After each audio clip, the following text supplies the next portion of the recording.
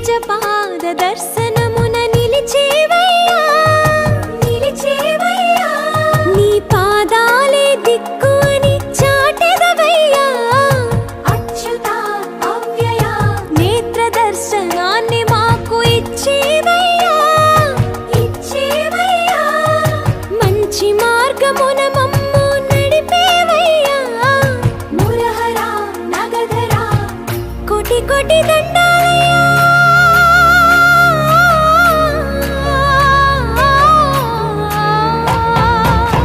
కోటి కోటి దండాలయ్యా కోనేటి రాయణ కోరుకున్న వారి కొంగు బంగారు దేవుడా సర్వవేద సంవేద్యాయ భక్త హృదయాంతర్నివాసిని శ్రీ దుర్గా మహాపీఠాధీశ్వరాయ సద్గురు సమతానందాయ తే నమః. అందరూ కూడా గట్టిగా రెండు చేతులు పైకెత్తి చెప్పండి, గోవిందా గోవిందా. మరి చాలా సంతోషం. అయితే పేరులోనే చాలా గమ్మత్తుంది. ఊరి పేరు ఏంటట? గిరివానిపాలెం కదా. గిరి అంటే కొండ, వాణి అంటే కలిగిన వారు అని, పాలెం అంటే ఊరు. కొండ కలిగిన వారు ఊరంట. కొండ కలిగిన వారు ఎవరు? ఇద్దరు ఉంటారు దేవుళ్ళు. ఒకడు ఈ కైలాస వాసుడైనటువంటి శివపరమాత్ముడు, ఇంకొకడు సప్తగిరుల పైన ఉన్నటువంటి వెంకటేశ్వరుడు.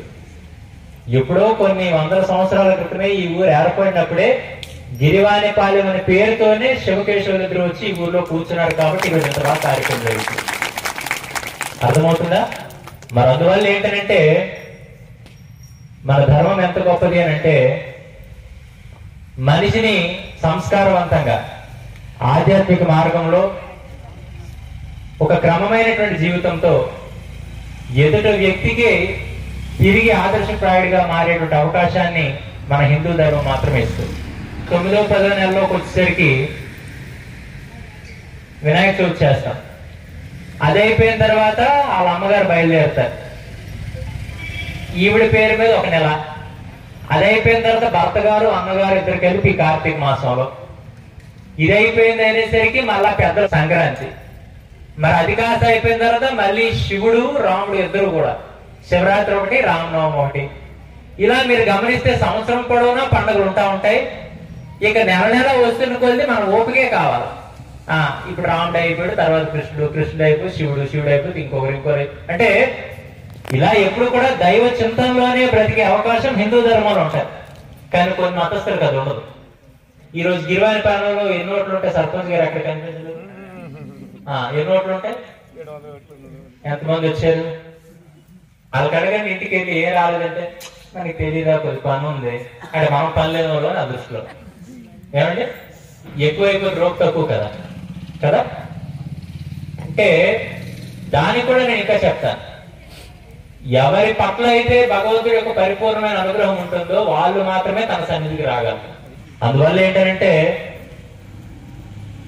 ఇప్పుడు తలనొప్పి వచ్చింది అనుకోండి, తలనొప్పి వచ్చినప్పుడు శాలడైన్ మాత్రం వేసుకోవాలి, విక్సాక్సిన్ మాత్రం వేసుకోవాలి.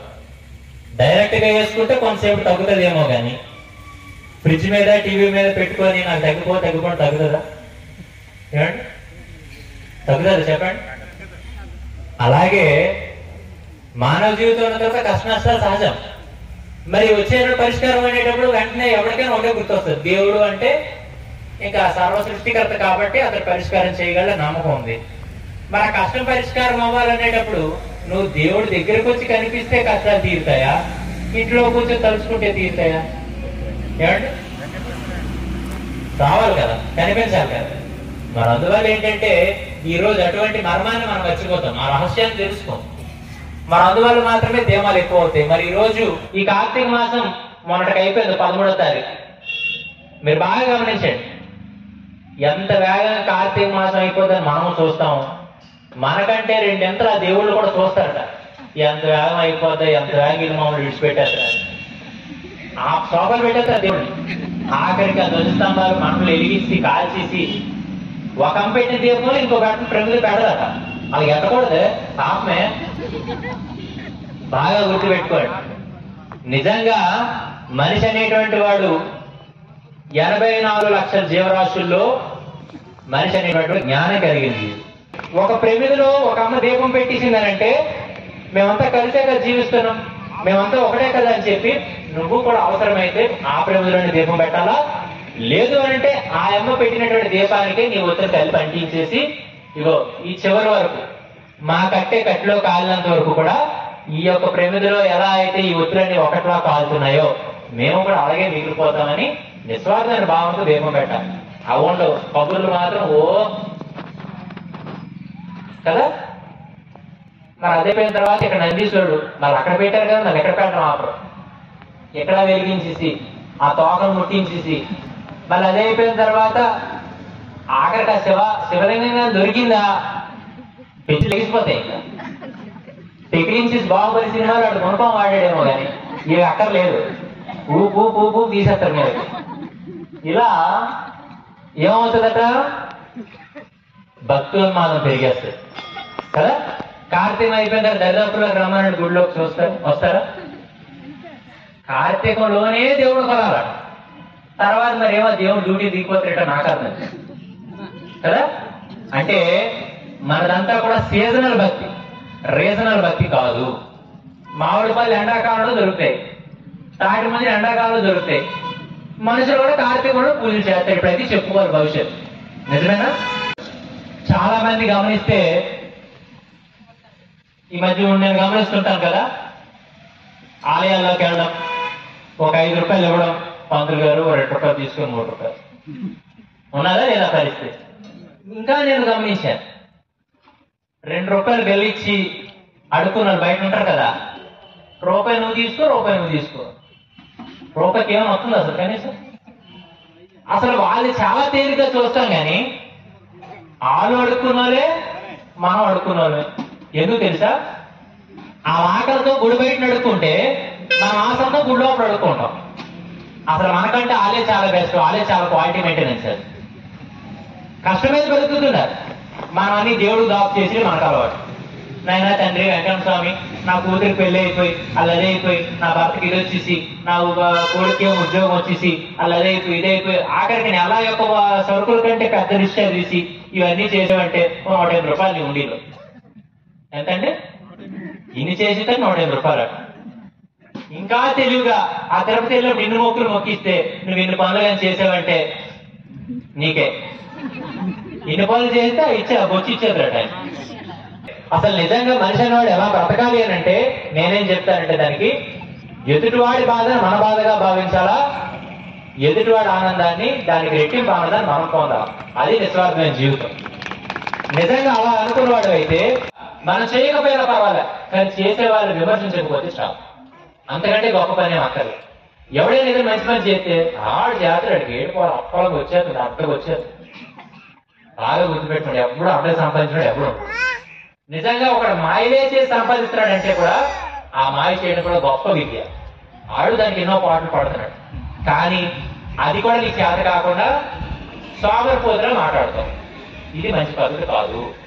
అందుకు చక్కగా మరి ఆలయం నిర్మాణం అయిన దగ్గర నుంచి ఇప్పటిదాకా కూడా మంచి కార్యక్రమాలు మీ అందరి కోసం చేస్తూ మరి మీ అందరికీ కూడా భక్తి మార్గంలో మరి కృష్ణ శర్మ మరి మీ అందరినీ కూడా ముందుకు తీసుకెళ్తున్నందుకు అభినందన ఆశీర్వాదాలు తెలియజేస్తూ, మరి ఎవరైతే కేవలం చేయాలనే తపన కాదు, చేసేయడం గొప్ప కాదు, చేసేదాన్ని అనుసరించే వాళ్ళ వల్లనే దేనికైనా ఆ గుర్తింపు వస్తుంది.